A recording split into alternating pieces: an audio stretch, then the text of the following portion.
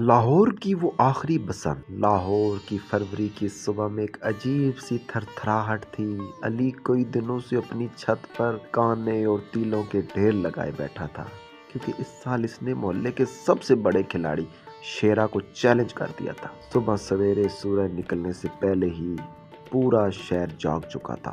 ہر چھت پر ڈھول بج رہے تھے، فضائی ہواؤں کے نعروں سے گونج رہی تھی۔ علی نے اپنے خاص 9 نمبر کی ڈور نکالی، جسے اس نے ہفتوں لگا کر خود تیار کیا تھا۔ بڑا مقابلہ دوپہر کے وقت جب آسمان رنگ برنگی پتنگوں سے بھر چکا تھا، شیرا کی کالی پتنگ علی کی سرخ پتنگ کے سامنے آ گئی۔ نیچے گلی میں کھڑے لوگ بھی گردنیں اوپر اٹھائے پیچ کا انتظار کر رہے تھے۔ موسم ہلکی ٹھنڈی ہوا اور سنہری دھوپ، شور ڈھول کی تھاپ، لاؤڈ سپیکر پر چلتے گانے، جذبہ، جیت کی لگن اور ہار کا ڈر۔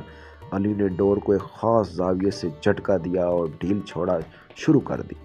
شیرا نے کھینچ ماری، لیکن علی کی ڈور کی دھار ایسی تھی کہ پلک جھپکتے ہی کالی پتنگ کٹ گئی۔ ہچکولے کھانے لگی، پورا محلہ علی علی کہنے لگا اور علی کے حق میں نعروں سے گونج اٹھا۔ سورج ڈھلتے ہی آسمان پر سفید پتنگیں اور روشن قندیلیں نظر آنے لگیں۔ علی اپنی چھت پر بیٹھا تھکاوٹ کے باوجود مسکرا رہا تھا۔ اس کے ہاتھ کی انگلیوں پر ڈور کے چھوٹے چھوٹے زخم تھے، لیکن اس کے پاس شیرا کو ہرانے کا سکون بھی تھا۔ بسنت صرف پتنگ بازی نہیں تھی، یہ لاہوریوں کے لیے خوشی، رنگ اور زندگی کا جشن تھا۔